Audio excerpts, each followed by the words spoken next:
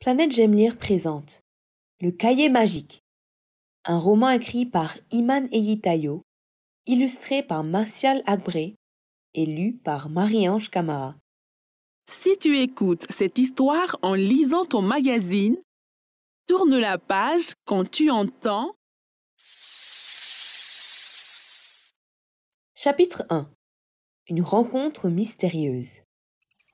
Aujourd'hui, c'est l'ouverture de la nouvelle ferme écologique.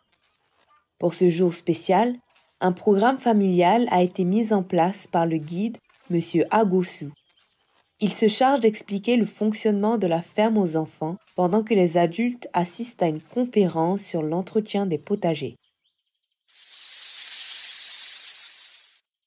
Pour les activités à réaliser en binôme, Kémy s'est mise avec son amie Aziz. Mais, comme d'habitude, elle est concentrée sur ses dessins. Aziz se tourne vers Kémy et lui demande « Tu as écouté ce qu'il a dit au moins ?» Elle marmonne « Oui, les feuilles de palmier tressées servent à habiller les toits des cases. » Monsieur Agosu leur demande de se lever pour aller voir les dernières étapes du chantier.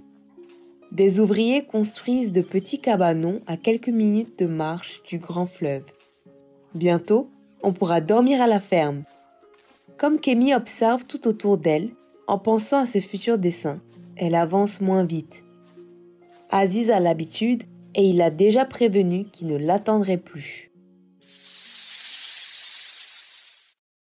Alors que Kémy constate que le groupe est vraiment loin devant elle, une vieille dame la dépasse.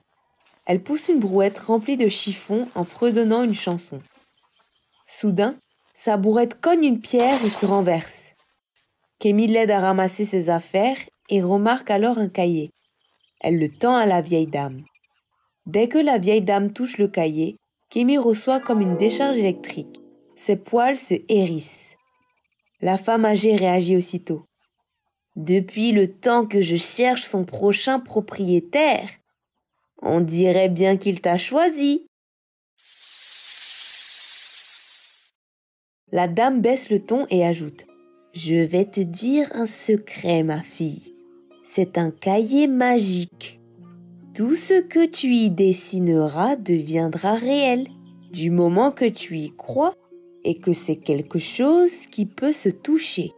Ce cahier m'a bien servi. » Sans plus d'explications, elle part. Attiré par le bruit de la chute, Aziz rejoint Kémy.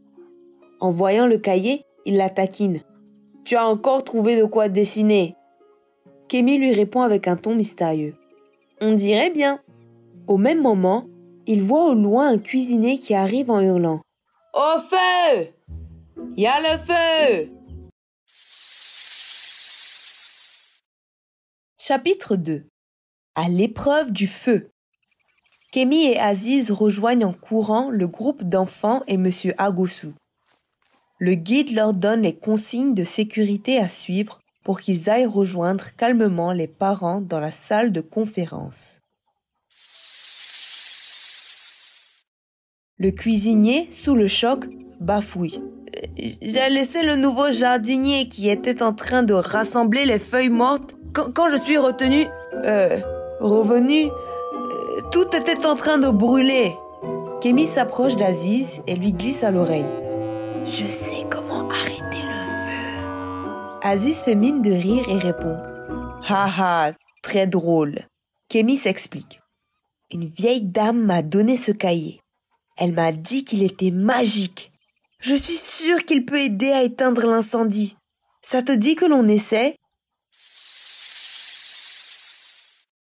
Aziz, surpris, demande à Kémy. « Et comment comptes-tu éteindre le feu avec ton cahier magique ?»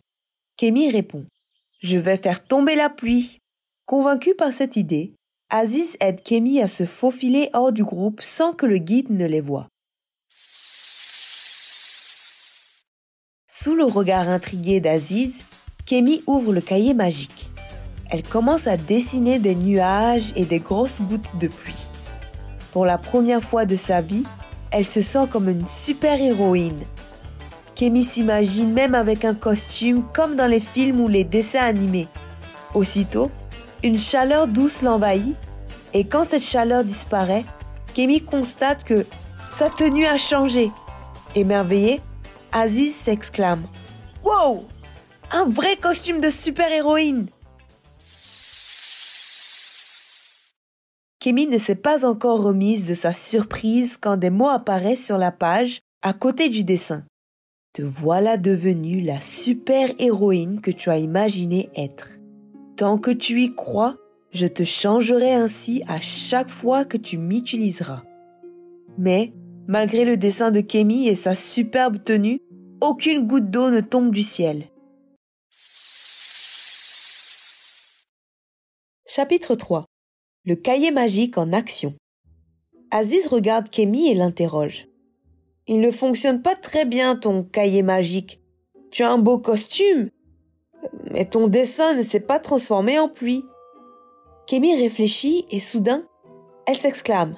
« Mais oui! La vieille dame a précisé. Quelque chose qui peut se toucher. Je sais ce qu'il faut faire. Et cette fois-ci, je ne vais rien oublier. » En quelques coups de crayon, Kémy dessine des extincteurs et un vélo à remorque sur une nouvelle page du cahier pour les transporter. Cette fois, une lueur jaune recouvre le cahier et, petit à petit, les dessins deviennent de vrais objets, comme par magie. Les deux enfants ravis s'écrient « Ça a marché !» Ils décident qu'Aziz aille en courant rassurer leurs parents, tandis que Kémy va pédaler sur le vélo qu'elle a fait apparaître pour rapprocher les extincteurs du lieu de l'incendie. Kémy arrive près d'un cabanon. Un ouvrier l'aperçoit. L'espace d'une seconde, il la regarde, surpris de voir une fillette en costume de super-héroïne. Le costume de super-héroïne disparaît et Kémy s'écrie « Regardez, j'ai trouvé des extincteurs !» Les adultes qui assistent à la scène viennent récupérer les extincteurs. Pour ne pas se faire gronder, la fillette rejoint rapidement ses parents dans la salle de conférence.